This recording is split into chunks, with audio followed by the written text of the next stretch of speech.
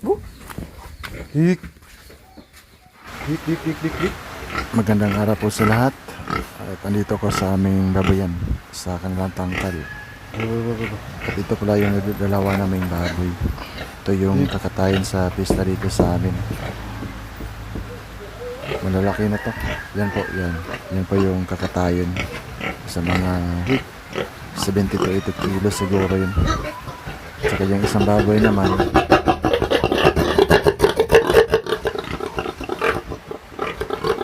ay gagawin namin inahin. At malapit na rin siguro itong magpakasta. Yung plano sana namin ito sa isang baboy, itong babae, ibenta sana namin pagdating na ng December. Pero nagbago yung isip nilang papa. Di nila ibibenta at yun nga, gagawin na lang inahin kasi malaki na eh. At sayang din talaga kasi malaki na. At ngayon ay pupunta ako dito sa baba.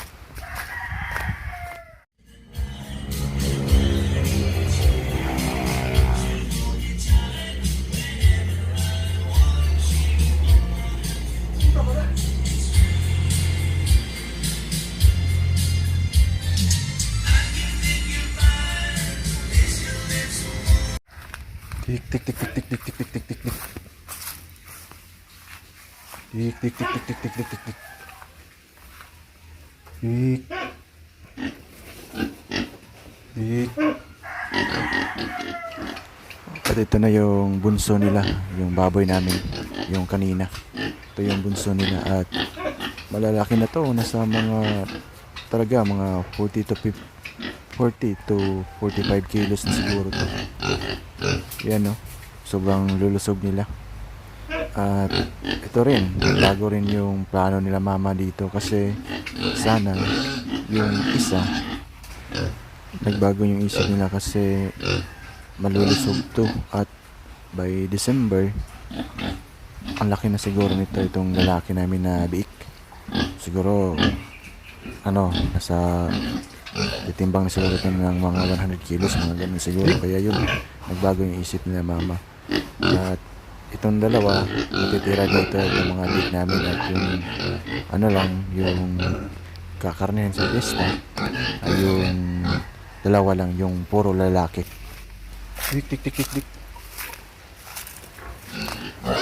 At ito naman, itong dumalaga namin by November, sa gitna ng November, ay mga anak na to.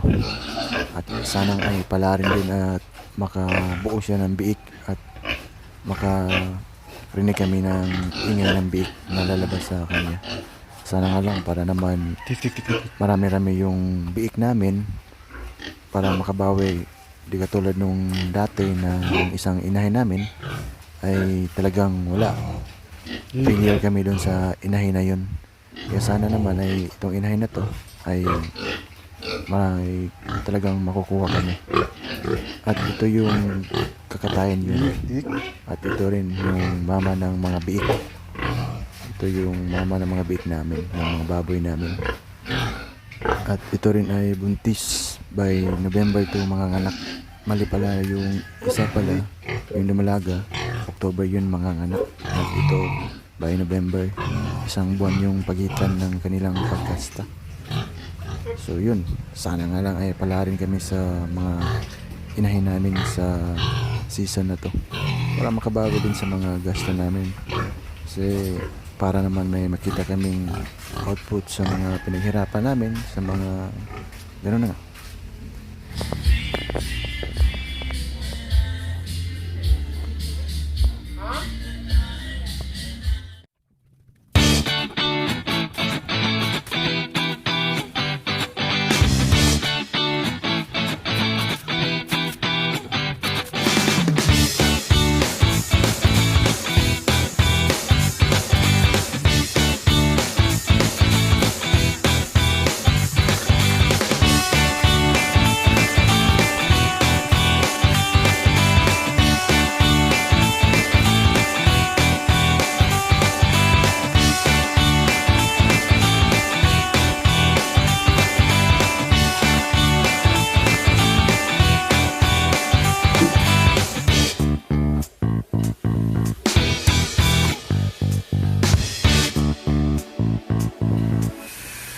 At dito sa amin yan ay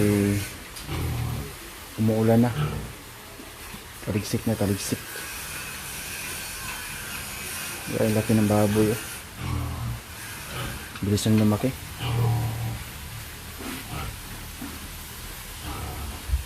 Sana nga sa by November or December maganda yung presyuhan ng mga biik.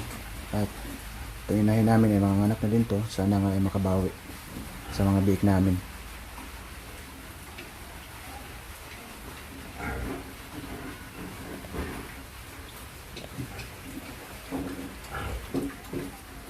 So hanggang dito lang po ako. Thank you for watching, and this is Ray Vlog. Bye bye.